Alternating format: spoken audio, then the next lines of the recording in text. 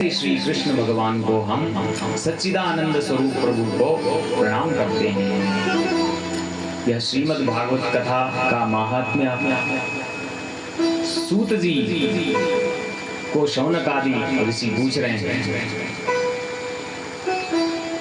नैमिषे सूतमासीनाम् अभिवाद्य महामतिम् कथामृतरसास्वादः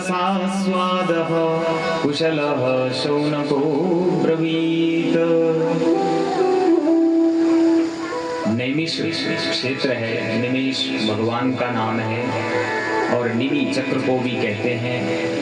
ब्रह्मा जी ने अपना जो चक्र ऋषियों के लिए छोड़ा कि जहाँ ये चक्र स्थिर हो जाए वहाँ पर आप लोग बैठ करके ज्ञान चर्चा ज्ञान सत्र करें।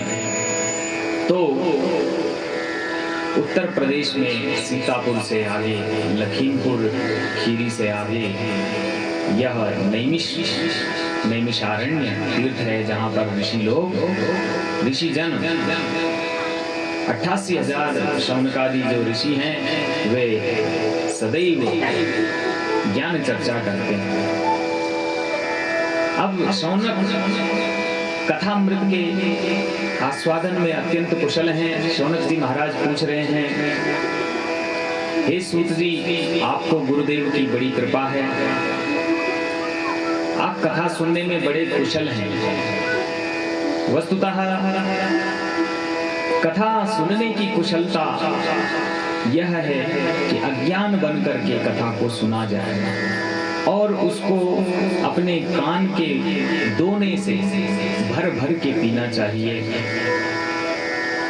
वही कुशल है, उस ज्ञान का अंदर चिंतन मंथन करना चाहिए। कथा मृतरसास्वादा कुशल शौनको ब्रवीत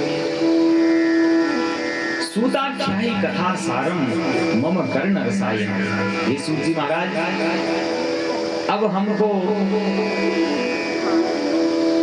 तीर्थाटन आदि व्रत उद्यापन आदि अटकाने लटकाने भटकाने वाली कथाएं आप न सुनाएं, बल्कि हमको कर्ण का रसायन, वैद्य लोग जानते हैं रसायन जो है चिकित्सा, रस चिकित्सा जो है सबसे बड़ी चिकित्सा है।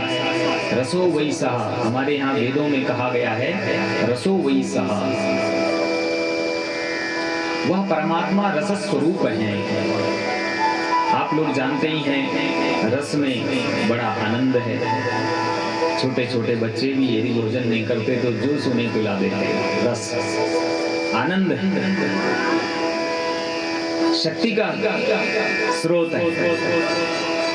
रसस्येवायं लब्ध्वा आनंदी भवति। रस को प्राप्त करके ही यह जीव आनंदित होता है। आनंदात् खल्विमानि भूतानि जायन्ते जातानि जीवन्ति। और आनंद से ही ये सब प्राणी उत्पन्न हुए हैं। शृण्वन्तु विश्वे, वेद कहते हैं शृण्वन्तु विश्वे अमृतस्य पुत्राः। हम सब जो है अमृत स्वरूप परमात्मा के पुत्र हैं। और यह जो हमें शरीर मिला है तो बड़े सौभाग्य से मिला है। जन्म जन्मांतर कल्प कल्पांतर का जब पुण्य पुंज एकत्र होता है तब यह नर तन हमें प्राप्त होता है। भगवान श्री राम जी रामचरितमानस में कह रहे हैं, नर तन भव वारिधि कहाँ बेरो, नर तन भव वारिधि कर बेरो, वारिधि कहु बेरो, सन्मुख मारुत अनुग्रह मेरो, सन्मुख।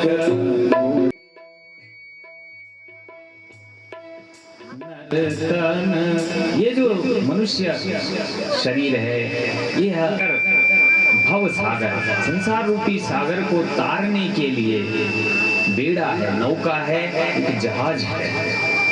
समुद्र को पार करना इतना सरल नहीं है, लेकिन ईश्वर ने दयावश यह देह हमें प्रदान किया है।